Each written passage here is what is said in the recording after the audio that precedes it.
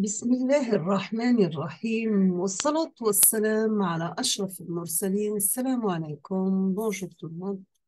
Aujourd'hui, on va voir série d'exercices avec solution, module traitement de signal pour licence 3 ou bien licence 2, pourquoi pas.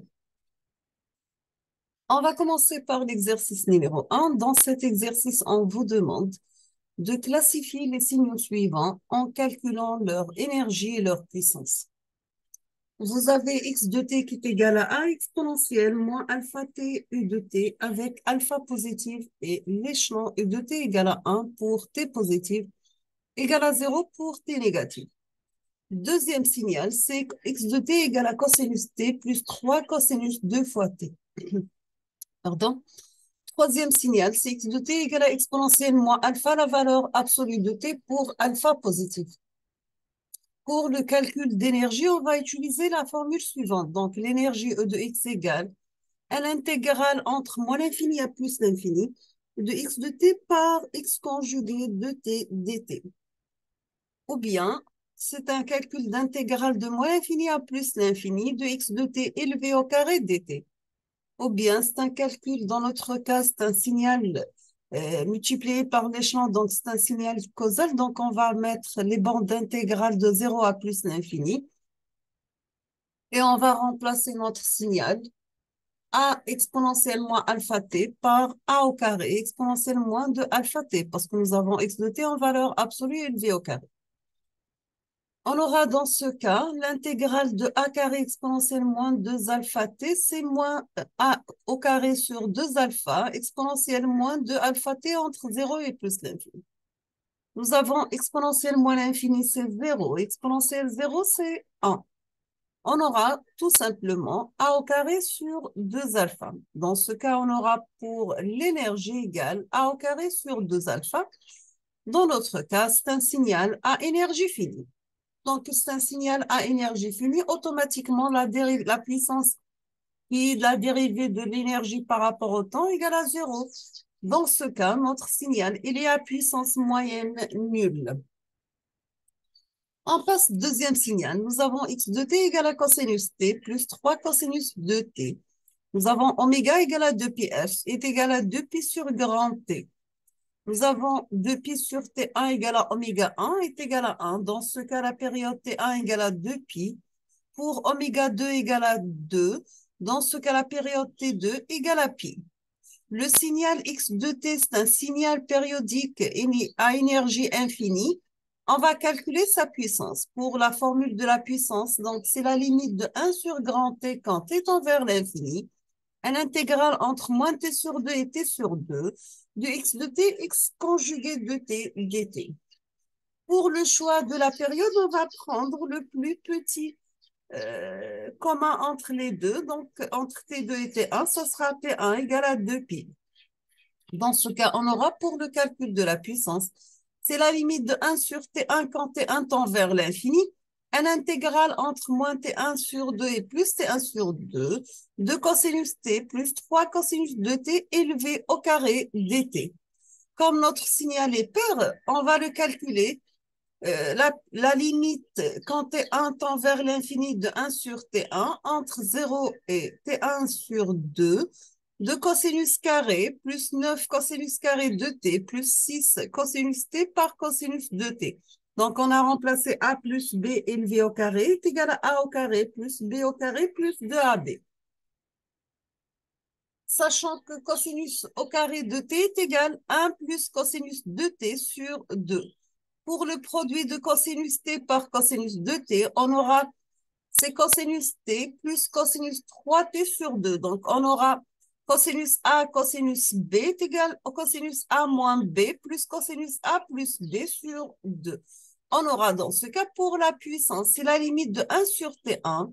Quand t1 tend vers l'infini, un intégral entre 0 et t1 sur 2.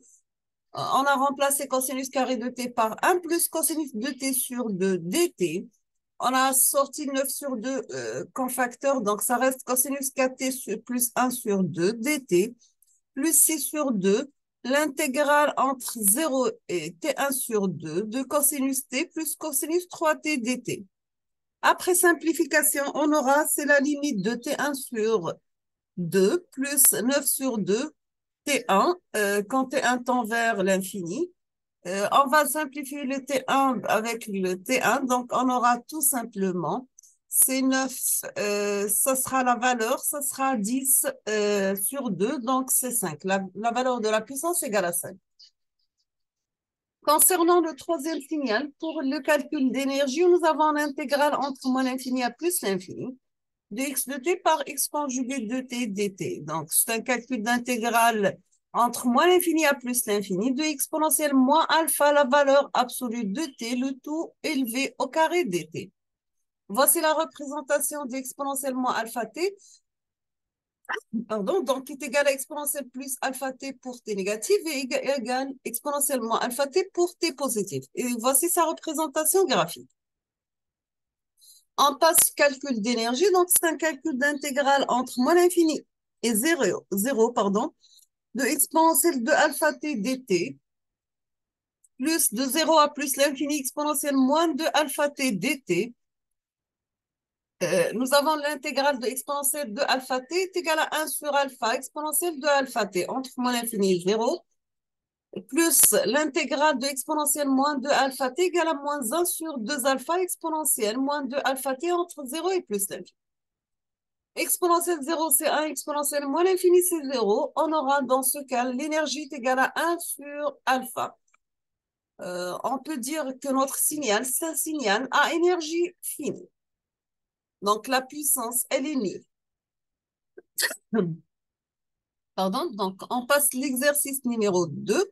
Soit les deux signaux, les deux signaux, bien sûr, x de t qui est égal à sinus de pi ft, et y de t égale à cosinus de pi ft plus phi. On vous demande dans la première question, calculer l'énergie de ces signaux. Deuxièmement, calculer la puissance moyenne d'interaction entre x et y.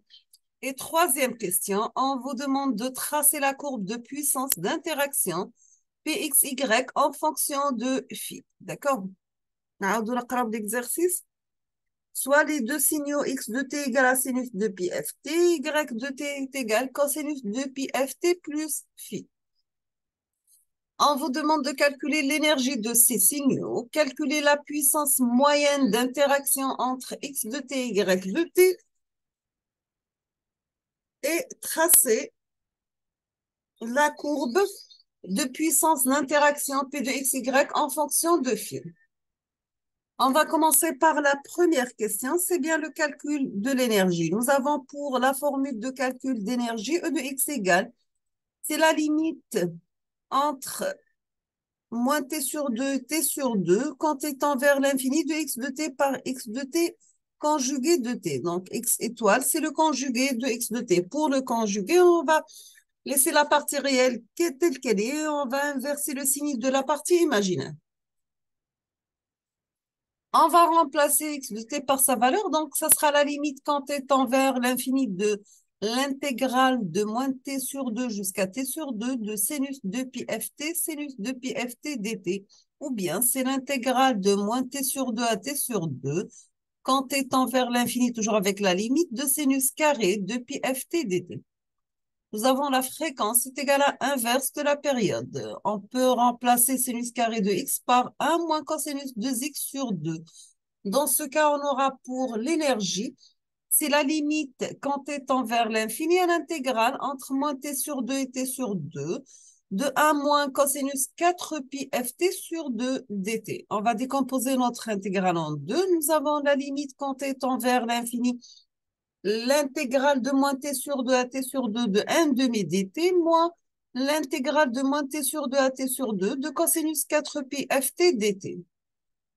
Donc, pour la limite, ça sera 1 demi de t entre moins t sur 2, t sur 2, quand t tend vers l'infini.